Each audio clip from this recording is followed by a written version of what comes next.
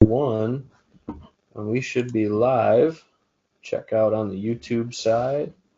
Check some audios like we always do. Come on. There you go.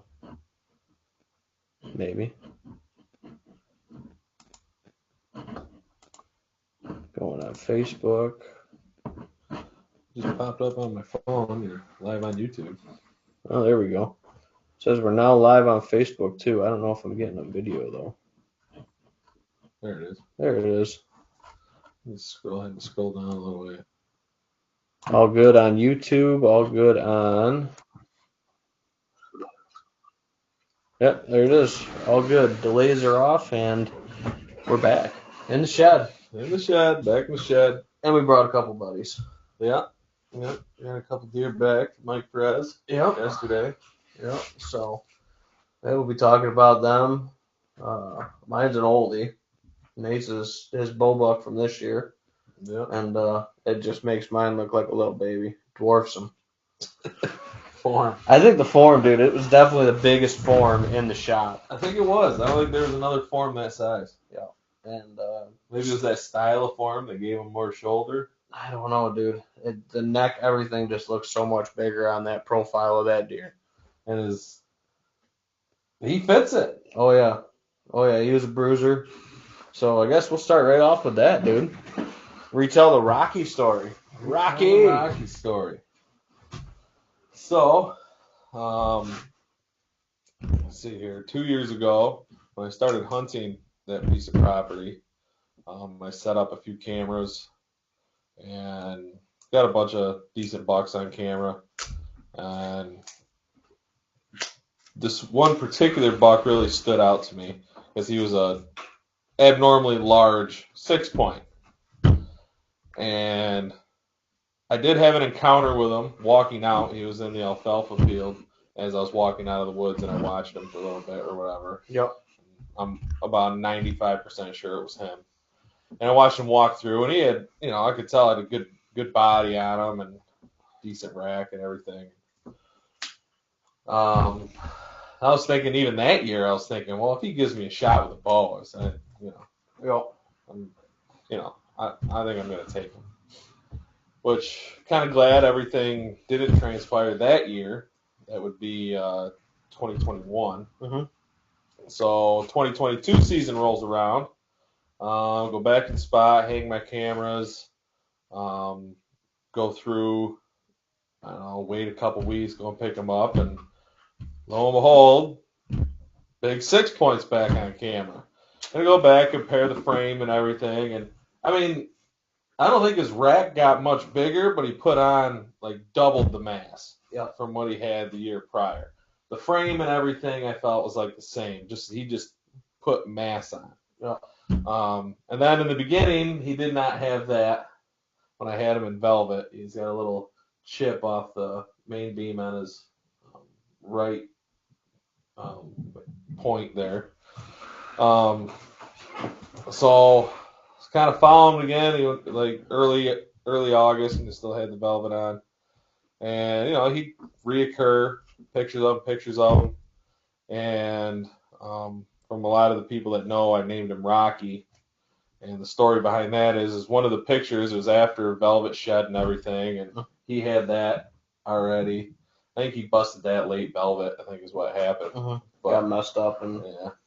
But he was at my mock scrape, and there was this buck was looking up the tree about 10 to 12 feet. And you look up in the picture, and there's a raccoon up in the tree about 10 to 12 feet. And the raccoon and the buck were just in eye contact in the photo. The buck looking up there and the raccoon looking down at the buck looking up the raccoon. So I was like, well, I'm going to name that 6 Point Rocky after Rocky Raccoon or Rocky and Bullwinkle, Yep. And so I said, I'm going to name him Rocky. And it stuck, and I got out of work one day. Of course, my son was 2 months old at the time, and I have a very supportive family on my side, my wife's side. So I called the mother-in-law and said, hey, you mind watching Owen for 3 hours so I can go hunting? Because, the weather looked good, and then we had we had the sit alert. Yep. Our sit alert we called. Yep. And I was really itching to get out. And the mother-in-law said she'd take them, and she's right around the corner from where I hunt. So I was like, all right, she'll take them. I'll go over there. And I sat up in the stand. I was in the stand for probably, this was October 27th in the afternoon. Got out of work, ran him to my mother-in-law's, climbed up in the stand, got settled in, and everything felt good. The wind, everything. And I was excited for the sit. Mm-hmm. I was like, I'm going to tickle the antlers a little bit. Made a little noise walking in, kind of in a hurry after work or whatever. I was like, let's tickle the antlers a little bit. Yep. Try and cover my ass a little bit. So, did a rattling sequence. I put the rattlers away and I sat down, and about 10 minutes later, I see legs coming up through the logging trail. And the logging trail's got to hit a corner. And on that corner, there's a scrape. Then it does probably a 45-degree angle back towards me where my stand is, and it's in the corner of a ag field. And he hit that corner and started working that. He kind of came up to that corner a little postured and went over to that mock scrape and dug it, or not mock scrape, it was an actual scrape. I didn't mock it. But he was in there pawing it and doing his little twist with his antlers in it and everything. And I didn't do nothing. I sat there, I'm watching him, and I didn't have any binoculars. I had my rangefinder, so I pulled my rangefinder up, and I kind of already had a good idea range was. I mean, that's a big body deer, and I couldn't really get a great look at his rack. And he turned and came right down the logging trail right to me, 20 yards. And then I knew he was a good buck because I could see the mass on his rack. Mm-hmm. I knew it wasn't a ginormous rack, but I was like, it's just a huge body deer, and he's got mass. Yeah. So I grabbed my bow, drew back 20 yards, double lunged him. He trotted off about 20 more yards, stood on top of this little knoll looking around, flickering his tail. I didn't think he knew he was hit. Yeah. Then he walked down, and I watched him tip over about 70 yards from the tree. And Like they draw it up in the textbook, man. Yeah, and I think about that raccoon every once in a while. I'm wondering if he's a little lonely. Yep. Without his buddy out there, but yeah, but that was my story with Rocky. Yeah. Had a couple years of, and some of the neighbors I heard through the grapevine had pictures of a large 6-point. But there was another large 6-point we had on camera also on that property. Yeah, a little bit different configuration too. A little different look to his rack, but yeah. So then, went through the process of getting them aged through Wildlife Analytics. Yep. They got back to me and Ben. I just submit them through Ben's account. Ben just tells me the age. But he came in at 3.5 years old. I was a little surprised by that after With he the dressed. body. Yeah. Because he dressed at 210 pounds. And with the mass he had on his antlers, I was thinking he'd go a little more than 3.5, but he's just a big animal. And so we got that back. He came in at 3.5, went and got him scored through the Northeast Big Buck Club. Andy Hall, thank you. Yep. He went in the books as a 6-point. Had it was 113 inches and some change, a few eighths. Mm-hmm. So 113-inch 6-point. But actually, you know what? Ben's got his aging certificate. He framed it for me. Yep. Put Nate up. I don't know if you guys can make anything of it. Yep. But this is kind of what they give you. Little certificate. A little certificate, and tells you a little bit about what they did and his age. And yeah. The only thing they messed up on is they said he was non-typical. Yeah, I'm not sure why they wrote non-typical in there. But, yeah. And then after went through the drying period, got him scored. Obviously had Mike Perez all lined up down at Perez Wildlife Artistry to mount him for me. I think quality, price for quality and best bang for your buck. 100%. I mean, the quality's there, and Mike runs a fair price. And he's a real nice guy, fun to go talk to, and so dropped him off, and yeah, got the call this past weekend saying we could pick him up Tuesday. Mm-hmm. And then he said, well, let Ben know his deer's ready, and so me and Ben decided we were going to pick him up together, and I couldn't be happier. Yep. So if you're watching this over on the Facebook, I dropped a link to Mike's page in there. And we were talking to him. He took in the most deer heads he's ever took in this year.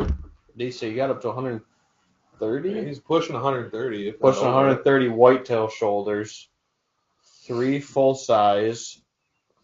He was splitting it up. He's got a moose right now. He's got a whole bunch of other stuff that he's working on. But he's just getting, so busy with the whitetail side of it. He's talking about small game next year, maybe taking a break so he can, catch up on stuff because the shoulder mounts and stuff like that, once you're in them for, a batch, whatever he's got, 10, 12, however many he's doing in a batch of forms. But you got to break down, get stuff different to set up for the small game stuff and fish. He's got a lot of fish coming in now. So. Yeah. We're busy, and that speaks to a good taxidermist. That's what I always tell people is, don't rush your taxidermist, but at the same time, it's not like you're waiting 4, 5, 6 years for one either. Mm-hmm. So, but yeah, Perez, he's done all my stuff. Any of the ones that I've shown you guys down at the bar or whatever. Mike's done all them. Mike did this buck we'll talk about too, which is a cool story with that one. Then a cool story with where the cape came from that one too. So that's kind of neat. But we can get into that. But yeah, Perez, man, can't say enough about it. And ours be, what do you say, August? Sounds like end of August. We'll get the well, you'll get both of your deer back from last year. Yep. Your bow, hornet, and St. Patrick.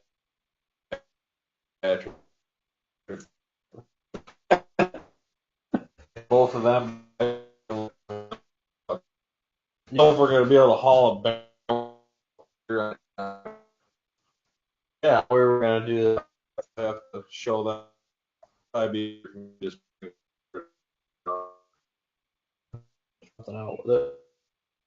Those are both going in the same batch because they're going on the bourbon barrel and getting mounted side by side, kind of pedestal mount style.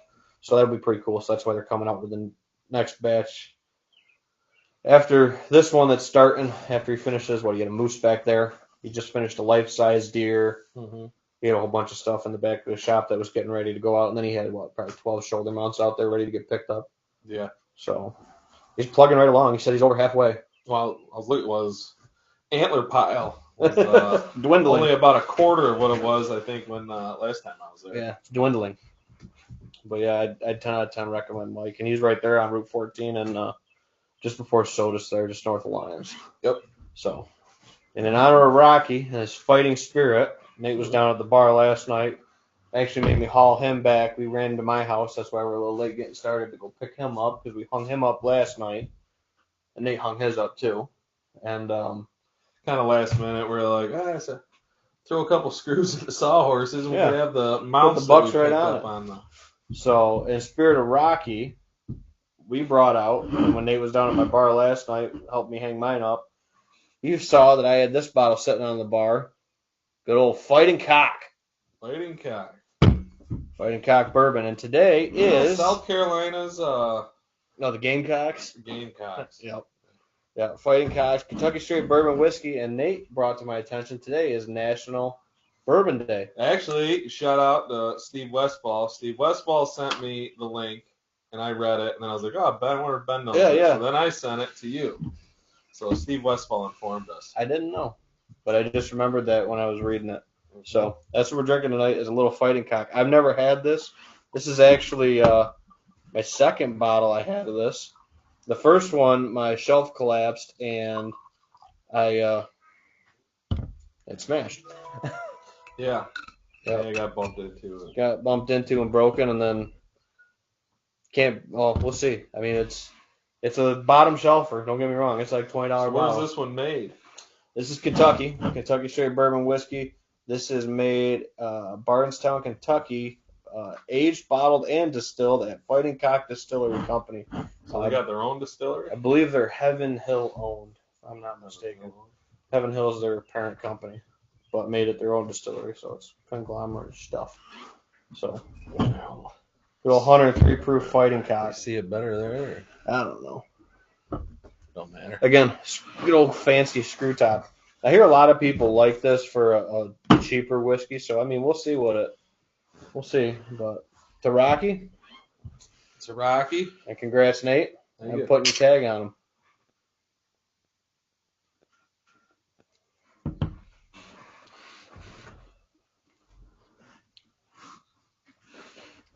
Hey, babe. No, Kind of granddad-esque. it's got that. Initially, it's very smooth, but then the bite kind of A little bit creeps of- up on the heat. Kind of creeps up on you in the back of the throat. Hey, man, for I think I was out the door with tax, $18. Not bad, $18. No. So Nate saw that at the bar last night. He's like, "That's what we got to have on the show tomorrow." So I just like the name. I brought over the Fighting Cock. I So like the name. It's actually not that bad of a sipper. I mean, no, and I mean, throw a few. I'm an ice cube guy. Throw a few ice cubes in it. however you like it. You want to put a cap full of water in it, a couple I think drops it'd of be water, a whatever pretty you want nice, to do. Pretty nice sipper. You got a couple ice cubes there. Yeah. You want to throw a couple cubies in it? You want some? Or? Yeah.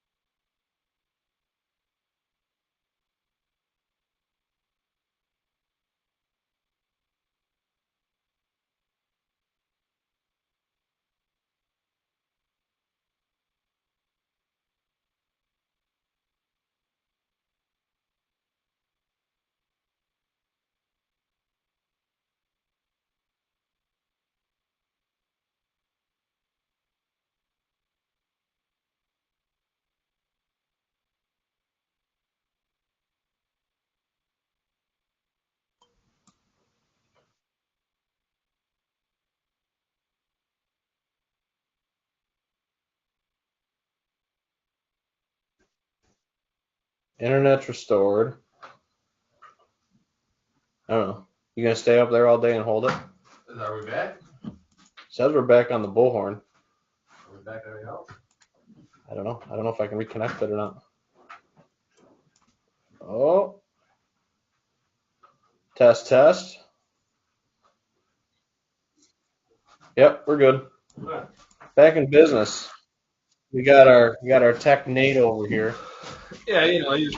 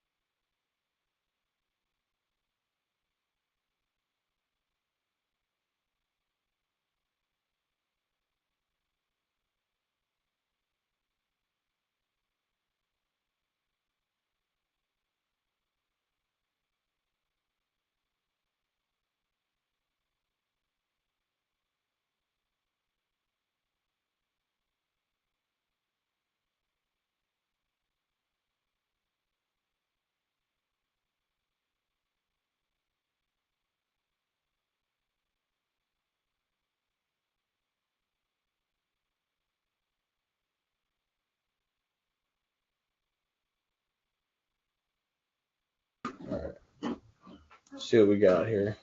See if we're back. I'm trying to bounce it off my phone here. All right, we're good. Bounced it off the phone. You create a hotspot? Yep. We'll just run it off the phone. It is what it is, man. All right. Oh, our viewers went up ever since we. They like it when we're not talking. Everybody's in suspense. I know. They like it when we're not talking. We get Must more be. viewers. Must be. I just gotta get the video to come back somehow. Would be nice.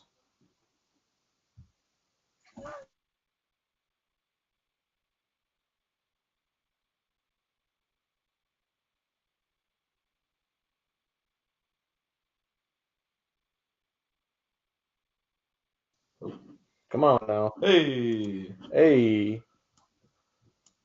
Come on. There we go. All right. We'll see if we solve the technical difficulties for the night. Don't Holy. speak too soon. Guys, apologize. We're not professionals, but we try to make it work. What the heck? My mom, somebody's calling me from my parents' house. Telling you that your thing's lost. Probably. Well, if it's an issue, they'll call back. If it's an emergency, I'm sure. So, So what we were talking about is I stopped over yesterday after we got the mounts and we shot bow leagues. shot bow leagues. Yep. And actually shot our best scores of the season so far. Yeah. So, and I was able to edge out Nate by 1 point, even though he smacked me on X as he climbed back. He hit a 5 and hit a pile of X's to climb back in it. And you hit beat on the X count all day. If I didn't, we had 4 targets left and we were neck and neck. Mm-hmm. If I didn't hit an The 8 on the 18 target, Yep. I got you. Yep. And that's what I said when I thought I had aided that bear. I was like, oh, if I ate the bear, like, I'm not gonna get you. You wouldn't have. Nope. You wouldn't Definitely wouldn't have. So yeah. So we're I'd doing have got that. you by a point. Right. So yeah. So we got that going on over at Heritage. That's, like I said, always a good time over there. Can't beat that. Got to see Keith and Tim. They were just finishing up. We were a little late because of the Bucks. Well, you must not like it. You must not hate it too much. Huh? No. Just trying to get back to my vodka tonic. Okay. So, yeah. But yeah, so we were a little late there getting there with picking up the deer, and then went and shot leagues, had that going. And then, Yeah, back to your place, and we started talking about some good topics. About wishing we had the thing going last night. We almost did an improv show last night with it, but we were talking. It was going back and forth with good conversation and good banter on the 1 year rule that I talk about a lot. But then Nate brought up a good point telling the Rocky story, if you guys missed that, when we talked about that SID alert, when the weather front was coming, all that stuff. And like I always say, even with the 1 year rule stuff, weather's going to trump history, So that's what I still look for. I mean, don't get me wrong. I look at the historical data, like Nate pointed out last night, we were talking about it, made a real good point. It's something that we've been hunting that piece for going on 14. I think it's been 14th season this year that we've hunted that piece.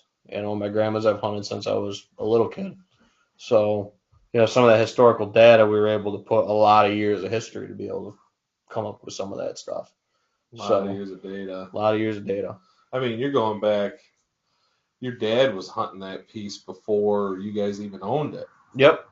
So you got data back yeah, then. Not as much of the trail camera stuff like it is now as much, but yeah, some of the historical spots and some of that stuff was definitely a little bit of the groundwork was done ahead of time. But it seems that I always still find more stands, or he finds new spots for stands, and make a little change, or food plot gets knocked in, or you have a timber cut get done, so that changes stuff. Stands have to come down, or stands got to get put up in different spots. So, but going back to that 1 year rule thing, I like it a lot. I think it's something that you can find some value in. even if it's not like every calendar day looking at where to go.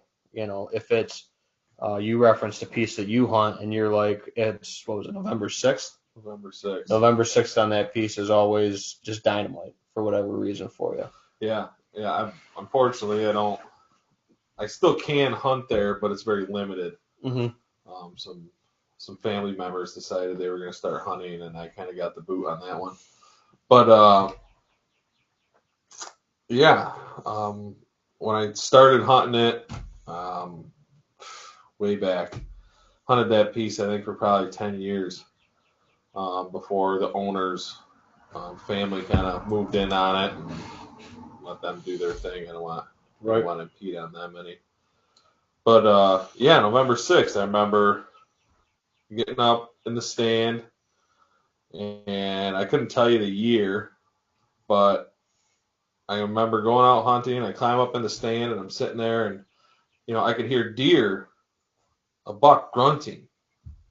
So I'm like, kind of, and he's fairly close. So I reach back and I grab my bow and I stand up and I'm just kind of leaning against, my back against the tree. I'm in a lock on, and I hear this buck, just and you can hear deer running through the leaves. I can't see these deer. Yep. They're just out of my eyesight, but I can hear them grunting and I can hear them chasing. Yep. They were chasing. The buck was chasing the doe. And multiple bucks were chasing the does. Is what it sounded like. I laid eyes on one of the bucks, and it was a little 4-point. I actually came up about 30 yards from my stand and just stood there. But any of the other bucks that were doing the heavy chasing, I didn't lay any eyes on. And then that was the first time I really heard chasing that close. Yeah. And I've heard bucks grunt before, but that was the first time I actually heard them like grunt and chasing in the woods. So it was kind of a historical moment for me. I was all amped up, like, man, I gotta get back out there tomorrow. Yeah. But work, everything else, living the average lifestyle is, I mean, you can't always do exactly what you want, but I remember when I was done with that hunt, I just looked at the date. It was November 6th. All right, and it's always been stuck in my mind. So the following year, it came around November 6th. I went out there. I did not sit the same stand because the wind and things were a little different. Yep. Year to year, different day, November 6th. So November 6th, the following year, I went and sat on, it was the same field corner, but the opposite field corner, the field corner to the east. We had more of a west. Yeah, kind of opposite flip-flop. Or, I don't know, however the wind was. But either way, I sat in the opposite corner for whatever conditions and reasons. And about 45 minutes before dark, I start hearing shh, shh, yeah, and it sounds like deer running. And I'm like, all right. So I, stand up real quick, grab my bow, get ready. And I'm kind of watching and I keep my eyes peeled.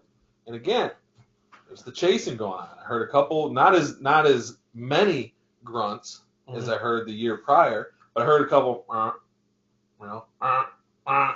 yep. And the deer chasing through, and it's the same area on the same day. So, and then the same thing happened a year prior, or the third year in a row. I moved the stand farther down this hedgerow, more to the center of the field, because it seemed like the deer, or the bucks at least, they weren't cutting through the woods or following the edge of the woods. They were actually cutting through. There's 3 fields that are separated by 2 hedgerows, and they would cut the middle of these fields and go through the center of the hedgerows and like kind of follow the little drumlins in the field and cross. Yep. They were like just in the center of the hedgerows and center of the fields, go all the way to this ridge that's over on the would be the west side of the property. Yep. And so the third year, I go out November 6th, and because now the second year that's happened, now I'm really thinking something's like going on with this November 6th thing. I'm like, these deer are just running around here on November 6th, And So I go back out, third year in a row, November 6th. I didn't hear any chasing, and I didn't hear any grunting. But as soon as I climbed up, I was running late. I think I only had an hour of light left. I was just scrambling out there after work. I climb up in my stand, and I get there, and I look across that field that it was the same field. I just moved my stand farther south down the hedgerow. And there was a buck, decent buck, cruising with his nose down right across the middle of that field, per the reason why I moved my stand down. I was just a little late on him. Maybe I bumped him walking in. Not sure what the case was, but he wasn't running or anything. But he was walking, had his nose down, and he was on a mission, going right across that field, sniffing, headed right over that ridge line, climbing up. And so, yeah, I think that 1 year rule, there definitely is some credibility to it. I think what you touched on prior in different episodes, I don't know if this was on the 100 proof or back in the original one. Yeah. Back in the original one, but I think it has a lot to do with the doe groups, and I think maybe there was a doe on that farm, or multiple does, or a family of does. So I've heard that doe families actually kind of come into cycle. Sync up. So they'll sync up if they're from the same genetics. Yeah, same doe family. Same doe family. You got your matriarch doe and all of her babies behind her that kind of just follow her around. Yep. They all kind of their cycle sync. Their cycle sync up. So I'm kind of thinking maybe that matriarch doe that was in the area didn't get shot or anything for those 3 years, and it might have been her. Yep. Or family does that were there that still made it, or what, Again, we're trying to play checkers while the deer woods and everything is in chess, and we're trying to make our moves match up. Trying to make it easier. Yeah, but it's not easy at all. Trying to make sense of it, and stack the odds. But like we touched on before we dove into the 1 year rule thing, like we talked about last year, if you're watching these shows and we're telling you sit alert, something's coming. I mean, we killed all those bucks on sit alerts. I mean, we killed Rocky and Hornet back-to-back nights. I think we did the sit alert on Wednesday. You killed Thursday. I killed Friday. Yeah. I think it was like the first major cold front. The first front there, yep. Of last season. Yep. First one there at the end of October. And like I said, man, those sit alerts were solid. My dad killed on a sit alert. His buck, his bull buck, which is actually a good caveat into that one. So if you're watching these and we're telling you guys sit alerts and stuff like that, still you got to hunt the right stand like we talk about, right wind, right approach, right access, So just to tie, I guess, just to put the end cap on what we were talking about prior to the 1 year rule, that conversation we were having last night was, that I think there definitely is credibility to it. But for the average hunter or someone hunting a new piece, and the average hunter maybe not putting in that extra time and data to do that research that you're saying, because it is time consuming. I mean, you got these lists of deer, and you have history with deer. Yeah, and more than I care to say how much I've spent on trail cameras. And I think looking from the average hunter's point of view, I think, and with a full-time job, managing a family, whatever else you got going on, I think honestly what like Ben was saying, those sit alerts we talk about, hunting the weather, I'm thinking the weather's probably a little more up for a little more would be a little more productive for the average hunter. 100%. Yep. But there's nothing against actually taking that extra initiative, and actually you want to book and you want to log down, all dates of your kills, weather on your kills. I got buddies that do that. Mhm. Jesse's one of them. Yep. He's got a book. If he kills, he writes the weather, he writes the date, he writes the time, he writes everything in his little kill book. Yep. And he's even got one for fishing when he catches fish. And, you know. Yep. And, I mean, it's awesome if you actually have the time and the initiative to take that extra step and do something and try and figure out something like the 1 year rule, and you've hunted a piece long enough to be able to do that. Mhm. Yeah, it's just that, like I said, that one extra thing that you try to do to tip the scale a little bit in your favor more with it, you know. So, but yeah, maybe it's just a day or two, and you know that's it. Like I can think of one piece. It's November 15th, for whatever reason. That piece is always on fire, dude, and it's usually, and this is from just your trail cameras on it. There's always a good buck in there on the 15th. You know, and another buck I killed a couple years ago, that was the same thing. That was a specific spot, specific day, not a specific deer on that day, but a specific day, like you were November 6th. That one's, you know, right there at the beginning of December, and that gets hot there at the beginning of December every year, you know. Mm-hmm. Killed 2 different bucks in there, you know, in that same, like, 2-day window. So sometimes it's different spots, sometimes it's different days, you know. And if you can, like I said, if you can find that one little extra thing that gives you that little bit extra more, stack it with the right weather, good stand approach, good, you know, access. So what's a good way to put that? Like stacking the Stacking the odds, man. Stacking the odds. So stacking blocks into your favor. So I would say number one you want to focus when you go out into the woods is wind. Yep. And your access with and that. access. Yep. Okay. So how are you going to access this piece with a wind, with this type of wind? If the wind is bad for your access, you might as well just stay home and grill some hot dogs. Yep. Because you're just going to blow deer onto the neighbors. Unless you have multiple pieces to hunt, which I'm fortunate enough to have that. Mm-hmm. So I will look at the wind and access these. That's the first thing I look at.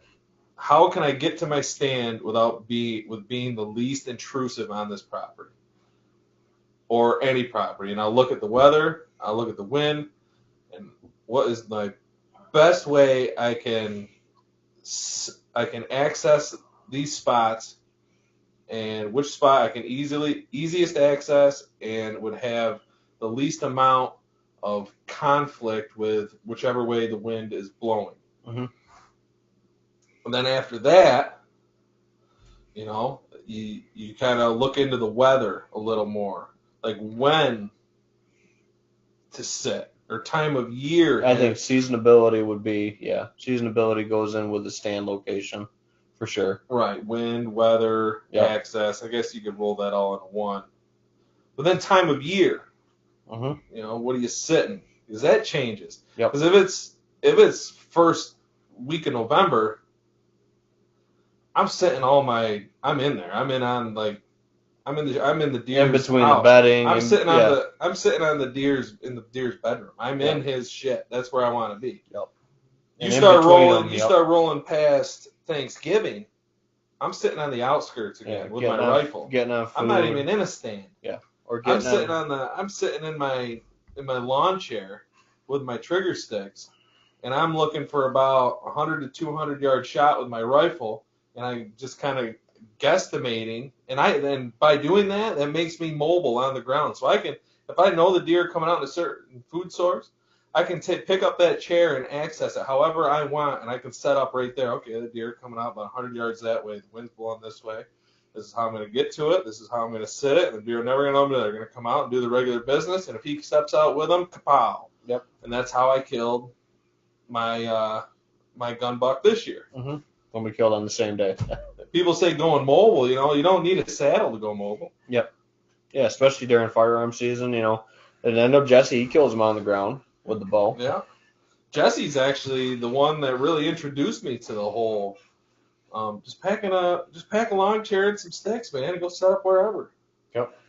You know, figure out that piece, figure out where they're coming from. Just go set up. Yep.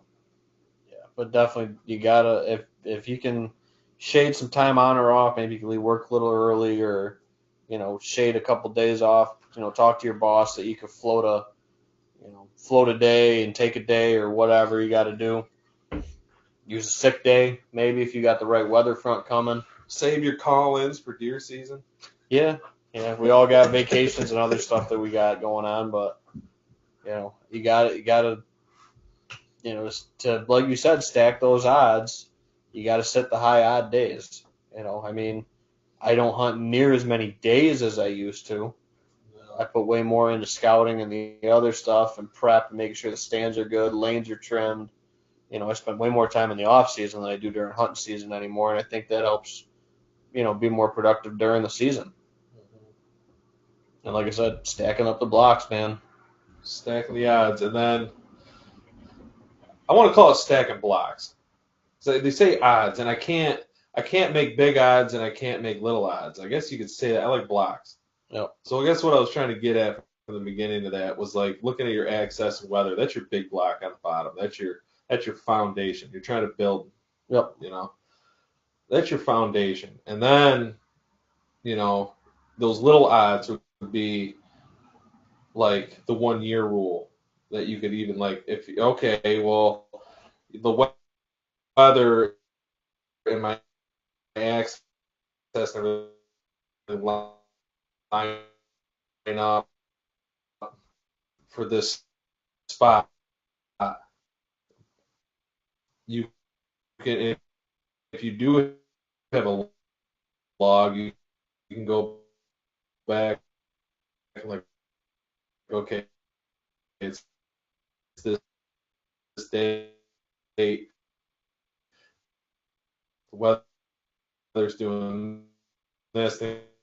I'm gonna sit in that stand. What's my log on that stand? Yeah. What's my log? And that end of the farm.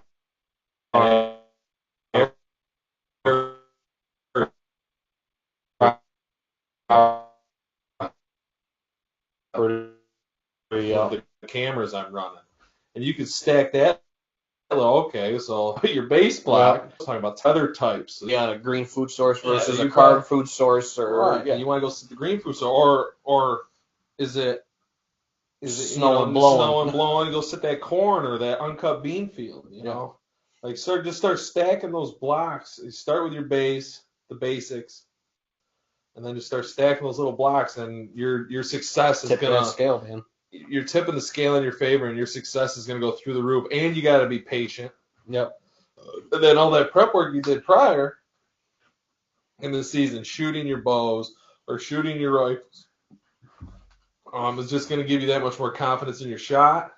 And then once you stack all those blocks and the opportunity presents itself, then it's all on you. I guess that's between you and you and the animal. You and him. Yep. But yeah, no doubt. But I think that was a good way to blocks. I don't know. Block, tip the scale. Block, tip the scale. Yeah.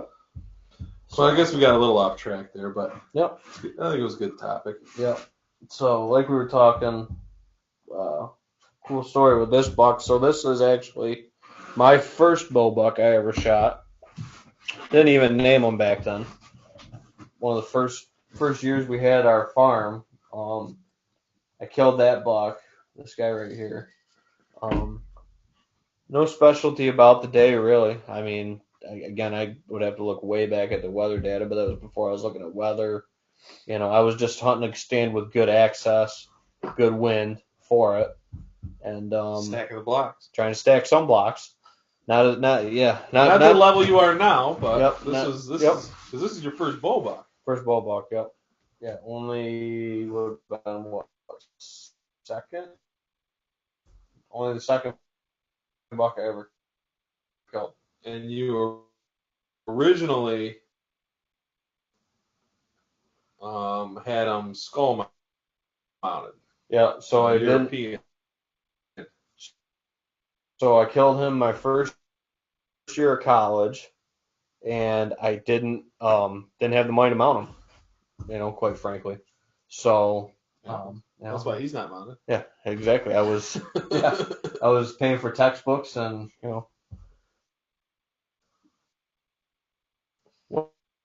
whatever,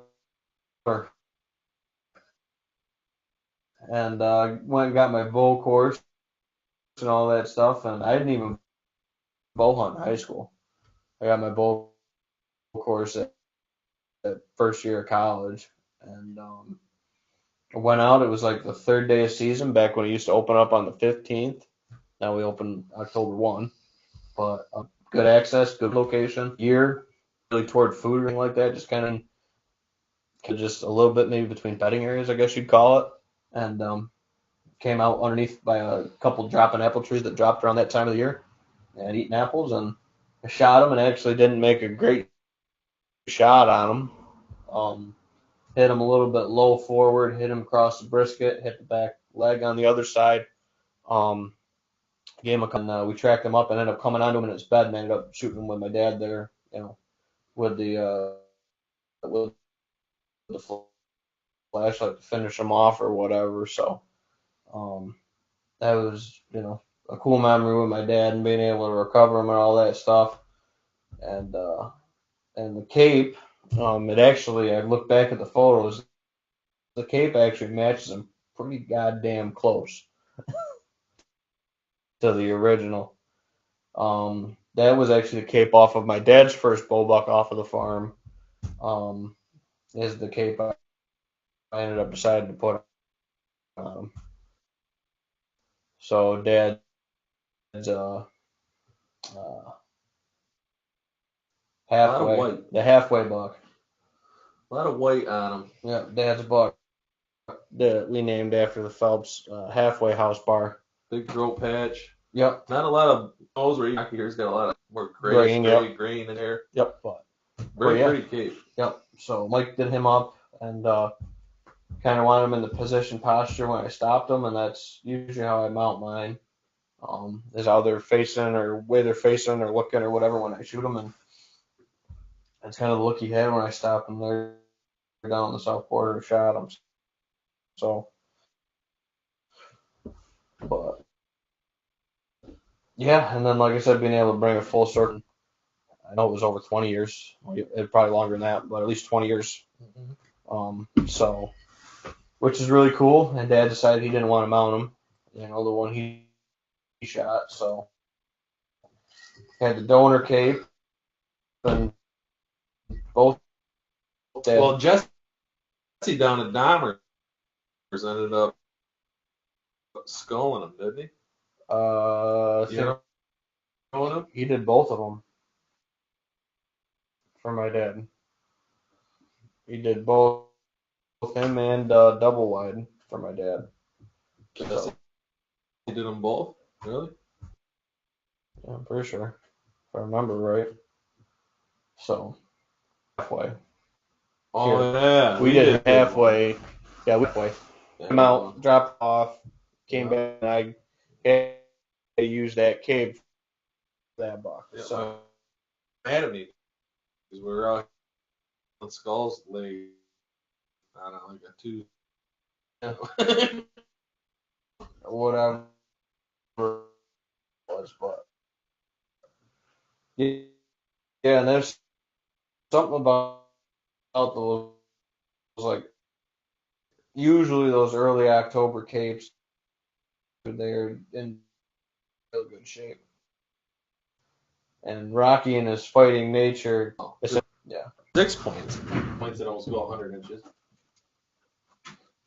This is my first buck, my first big buck I would consider big buck.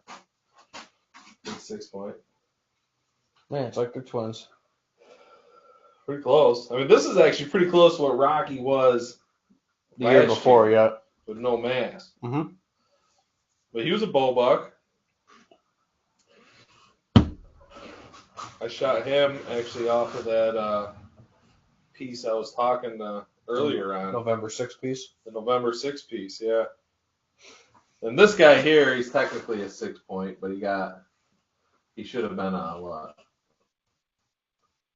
7? Yeah. 4, 5, 6'7". Yep. But about I guess I don't know. Maybe I'll bring him on some other episode and I'll just tell you a story about him. Not much of a story, but I know this was like my first buck that had like size to his antlers, Mm-hmm. I was so amped up when I shot him. I thought I beat my brother's 10 point when I shot him. I thought he came thrashing through the corn and everything. It's a cool story. Yep. Yep. Well, we got him down. You might as well tell the story. Tell the story? We're telling stories. We're telling stories? We're telling stories. Nobody's been commenting any questions and stuff like that. The likes and the viewers have been coming in and out, but Man. let's keep rolling with the buck stories in the shed, man. So this deer was before I even met Ben. I believe I was dating my wife at that point. I shot this deer You a got while him way ago. back on the tag board. I don't know if I even had his tag. This is how long ago I shot this deer.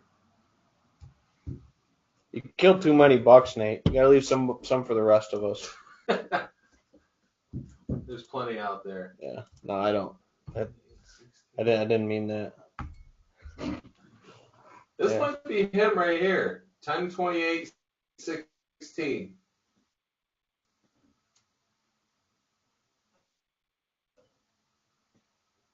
$2016. I think this is him. You'd been with your wife, right? Yeah. We would have been together. Been dating, not married. So yeah, 2016. So how many years ago was that? 4, 8, 5, 6, going on 8 this 8 year. years. 7, 8 years. So either way, yeah. So actually, that stand I was talking about earlier, that on the east side of that alfalfa field I was hunting, Mm-hmm. that I was talking about the November 6th rutting activity that I saw. I was actually sitting there, and it wasn't an alfalfa field then. It was actually a full cornfield. And this hedgerow was pretty thick hedgerow, and it had a lot of roses in it, mouthful of roses, very thick, hard to walk through. But I knew the deer bedded in there, so I set a stand up on the north end of it. Got up there. I did a grunt sequence, did some rattling. I've always had a lot of success rattling. He was one of them. You know, it's only 1 day difference from when you killed Rocky, right? Yeah. I just realized that. Yeah. Different properties. Well, yeah. Different towns. Different counties, technically. This is technically a Wayne County buck. Oh, 315 buck. And yeah. And I had, what bow did I have? I had I believe it was my Hoyt Charger. I think my cousin Caleb owns that bow now. Yep. My Hoyt Charger. It was my first brand new bow I bought. Yep. I had everything else I had. I had a PSE hand-me-down, a Fred Bear hand-me-down. Mm-hmm. But it was the first brand new bow I got. First time I was actually shooting carbon arrows out of a bow. Aluminums? I was always shooting aluminums up until then. Aluminiums? And yeah, he came. I heard some thrashing through the corn, so I grabbed my bow and I was in the lock on.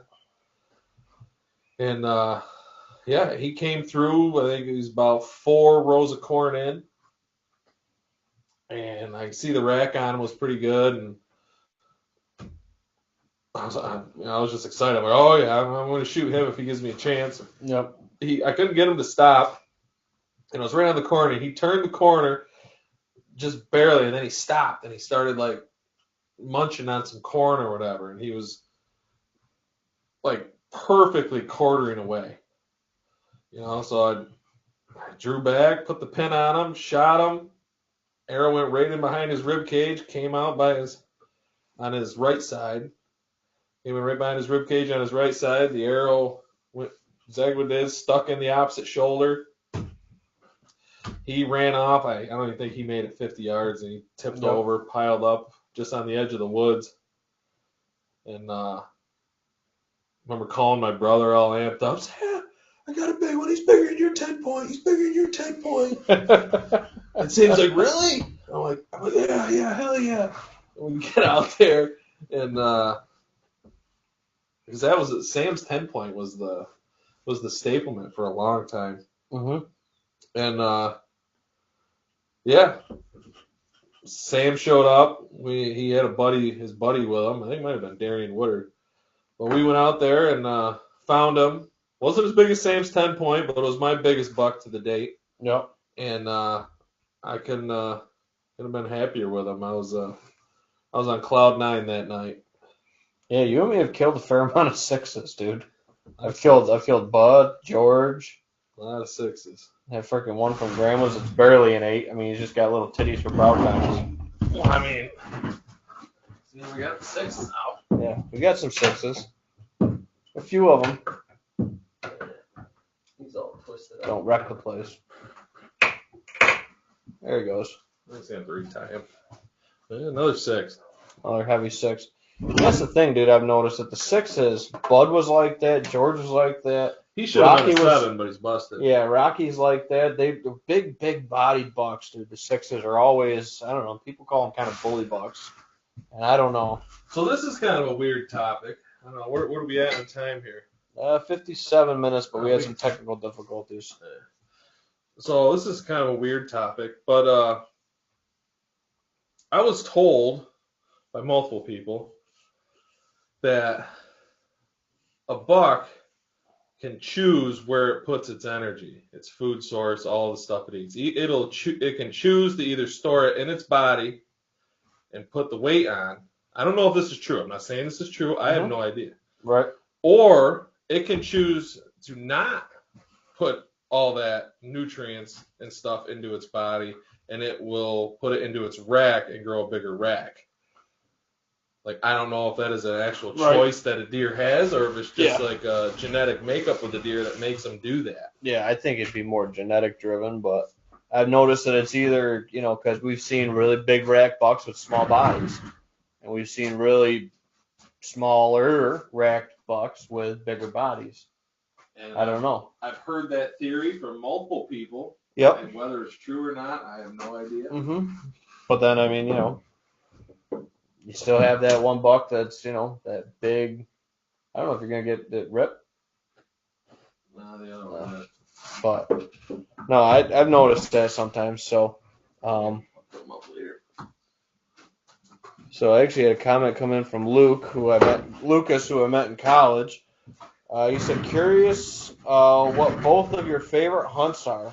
Not even deer, just all around hunting stories. I mean, we talked a lot of stories, dude, on this show, and they all got a special place. But I really, one that really sticks in my head, and it might just be because it was from this last season, was the night we both killed. I killed Outlaw St. Patrick, and you killed that inside kicker 10. And I called you, and I knew you were hunting, and I felt bad. Right after I called you and it started ringing. I almost didn't answer. I know, you almost didn't answer. It rang until like a while. Then I was like, he probably killed. I need to answer it. Yeah. So I killed St. Patrick, and after I started calling Nate, I felt bad for calling him. And then I'm still celebrating, making other phone calls, everything like that, whatever, getting the plans made. And then he calls me, and I'm like, oh, he's ready to come and, because it was right, last half hour of shooting light or whatnot, and my phone rings, and I'm assuming Nate got down to, come meet up with me, have a beer, help me get the deer out, whatever. And he's like, dude, I just killed a big 10.2. And I'm like, no way, dude. Like, that's one that always sticks with me. A lot of the ones I hunt with my dad, some of my favorite hunts. I don't have a favorite. I don't know, dude. They all. I got the turkey hunt from this year. That was a good one too. That was just a messed up. Which one? Yours? Well, both of them are good hunts. Yeah, both of them are good hunts, but first one was just messed up all around. I mean, I don't know how you can mess up turkey hunting that many times and still come out. And then have a bird that just comes in completely stupid and just. I have no idea with that one. And then the other one, right after we kill, 20 minutes later, here comes another guy hunting, walking down the edge of the field where it's like, well, I'm glad we killed our bird. Whatever. Here's It's all both part of your it. favorite hunts are. I mean, I've done all sorts of hunting. I mean, waterfowl. I had some really good squirrel hunts too, man. Even small game and squirrel hunts. I was really big into coon hunting with hounds. Yeah, for a you were a while. big hound hunter. I got a ton of stories with coon hunting. Mm-hmm.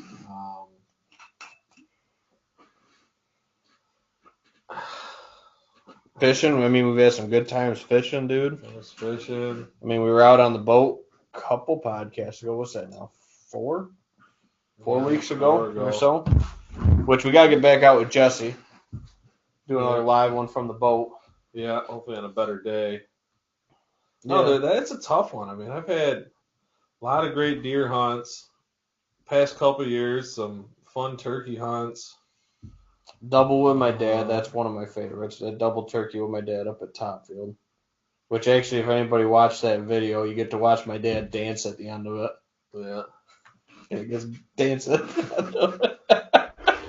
Brian don't even dance at weddings. No. He danced when he shot that that morning. Yeah. No, but yeah. I mean, and then shooting that 150s, and having my buddy Jesse and my brother there. That was surreal. I'm taking Jesse out, and me and Jesse doing drives together. I got so many successful, fun stories with Jesse. Jesse's biggest buck to date, I pushed to him, was on my that piece you sold for my dad. We did a little setup 2-man push, and I bumped the deer. I saw the rack on it. I was like, holy, and thing started running across the field, like directly in the direction where Jesse, I'm hoping Jesse was set up where he should have been set up. And I popped a shot at him. More or less, I missed him, but more of like letting Jesse know that there's deer coming, especially when you're on a drive. And then, it was I think he was pushing like a 140, 12 point. Mm-hmm. It's beautiful split brow tines. Yep. Beautiful freaking buck. I mean, that was an awesome story. My brother shooting his 10 point. Over the years, that one got better for me, but at the time, that one was a little bitter in my stomach. But yeah, we got over that one. Yep. They're fun. I got tons of freaking fun stories. Coon hunting in the woods, getting lost, or chasing dogs. Yeah, I never. The mischief dogs get you into. I've been out a couple times coyote hunting with guys, with hounds. It can get different. It gets different. Yeah.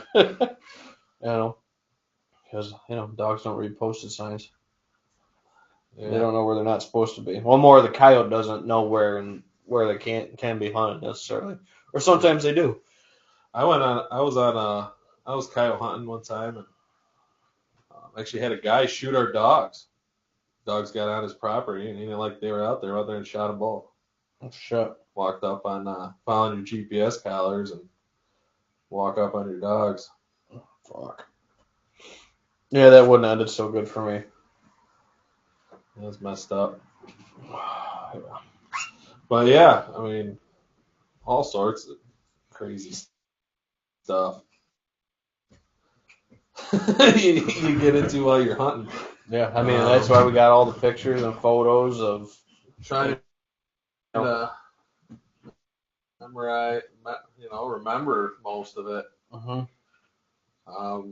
My father-in-law's buck last year, I know I wasn't there, but I was a small part of it, as of were you, with setting up that property and doing some work on it. And the father-in-law, he's always helped me out a ton with whatever. And him and Eliza, my wife, they he shot that big 8-point a couple years ago, opening day, and like that was probably one of the most memorable hunts for her and probably Dave because they were both together. They were Absolutely. sitting probably 200 yards apart Yep. in his house now. Another Perez mount. Dave never mounted any deer. Dave shot a lot of, father-in-law shot a lot of nice deer over his life. He's never got a shoulder mount. So for Christmas, everyone chipped in and got him that one shouldered. Well, that's what we did with the wee buck for my dad. Yeah. We all pitched in a couple bills apiece and mounted that one up for dad. Right when they were moving into the new house or whatever, I helped a couple people, helped a couple people scrape some pennies together, and we got them mounted for dad finally. Same thing, didn't have the money then to mount that deer. Still one of his probably top 10 all day, but probably top 5 bucks he's killed. Jimmy, what's going on, Jimmy? How should a novice be maximizing this run of rain? Rain right now can be tough. I know I got to get out and get some trails mowed for a client tomorrow, I hope, after work before I got to go have dinner with my folks. That's my plan for tomorrow afternoon, but it depends what you got going in and getting planted. If you got a field that needs to be sprayed after this rain when stuff gets growing again, be a great time to get out there and spray. If you got to get your weeds killed because chemicals like Roundup or whatever, you're going to need that plant to be actively growing to get a good kill on it. Like I said, we were talking to Keith, who we shoot archery with, and he was saying that his weeds he sprayed hadn't died. And I was like, what do you mean? He's like, well, I sprayed them a week ago. Well, we had almost 20 days without rain. I told him, I looked right at him, I said, well, go water them. Works, because they need to be growing. So if they're not growing or dormant when we're not getting rain or good weather, they don't die. He's like, dude, I watered them, they were brown the next day. I was like, so with this kind of stuff, like, the rain coming and stuff like that. But right now, I mean, you can find some issues with wet spots in fields really quick where you didn't have wet spots. I mean, where we are at in Canandaigua, where I worked at college, we had 3 inches. We're digging retention ponds and shit now, trying to keep issues from flooding. Like they had 5 and 20 closed. A lot of the cutover county roads closed that day when I came in to help get the water, from flooding the building, which it already was. And, that's one of the things that, you got to watch out for is if you were in one of those heavy rain zones here, kind of in the Canandaigua, but then you get to Phelps, and we really didn't get that much. I mean, maybe 1.5 inches, but not like 3 inches. But yeah, we didn't get as much. We got enough. Yep. So. And your mom chimes in. Yep. So what do we got with my mom?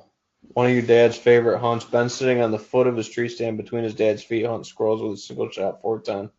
That was down in the big woods on the old Magby farm. I remember that. And there used to be big ass skidder ruts from when they skidded out that woods, dude. And if you went down in it, you were going up to your belt. So you were sitting. Yeah, I was. You were sitting between your dad's feet. Yep. And I was hunting with that single shot 410 Rossi, man.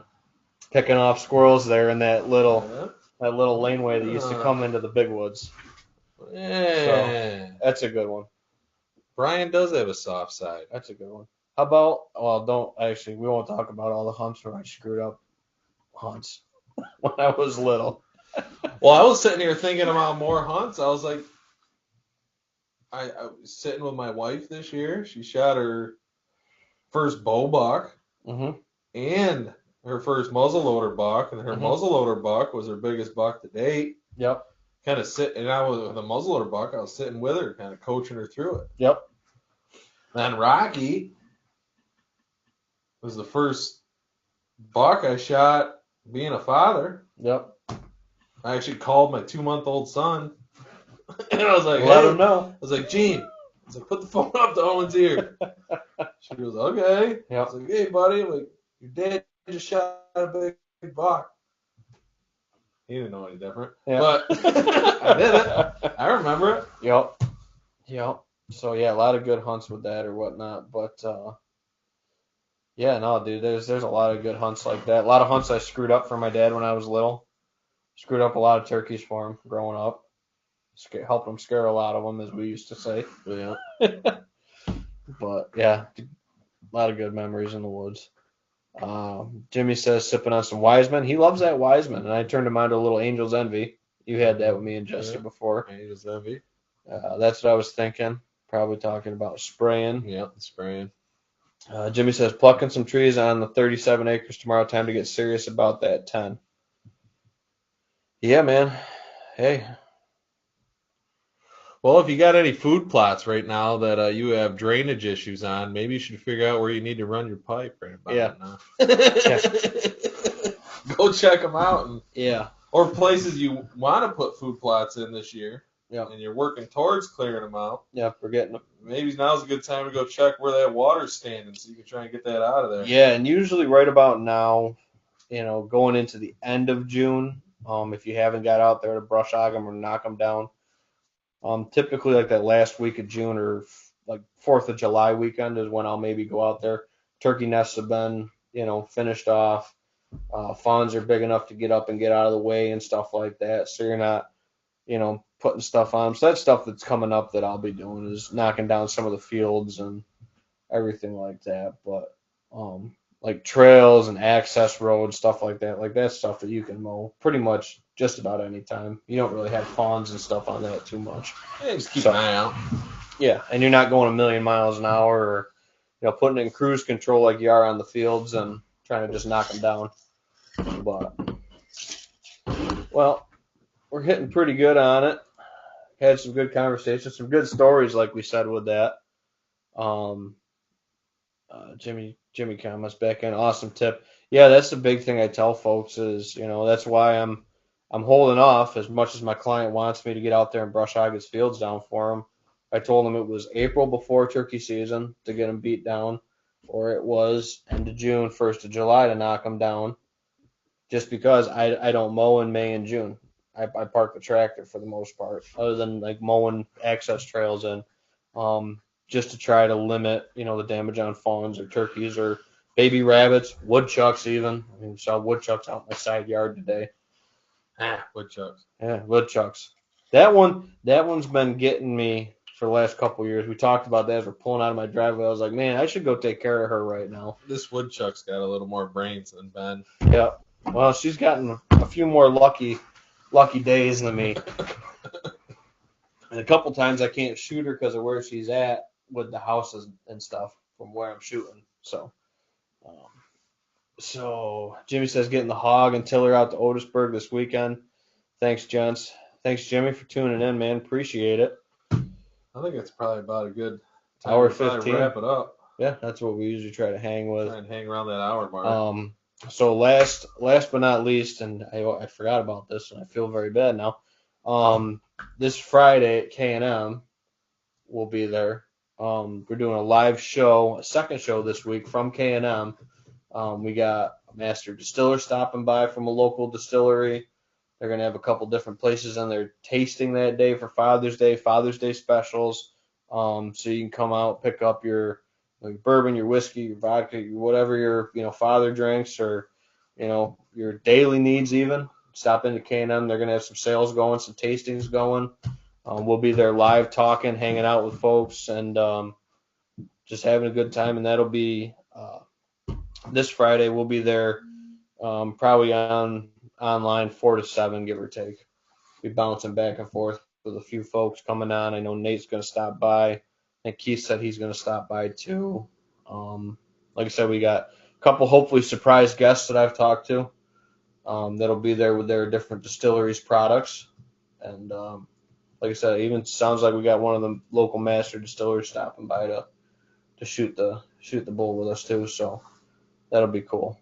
So yeah, that'll be at K&M here in Newark this Friday, 4 to 7. But they're usually open, I think, like 9 to 9 most days. I think really, for the most part. I don't know. I usually go there in the afternoon. I usually don't go there in the morning first thing, but But yeah, so we'll be there 4 o'clock to 7, probably live, and we'll be live on Facebook and stuff like that too, talking about some of the shops and some of the sales or specials they might have going. They might have bundles, different stuff they're tasting.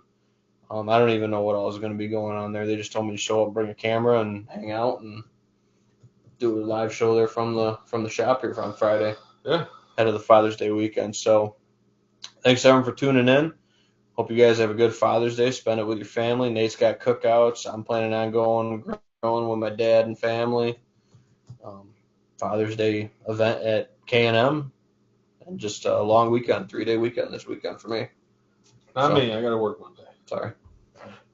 Thank you, Juneteenth. And thank you all for tuning in. We'll catch you all next time here on the 100 Proof Whitetails podcast.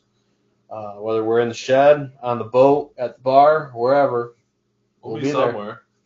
So thank you all. We'll catch you next time. See ya. See ya.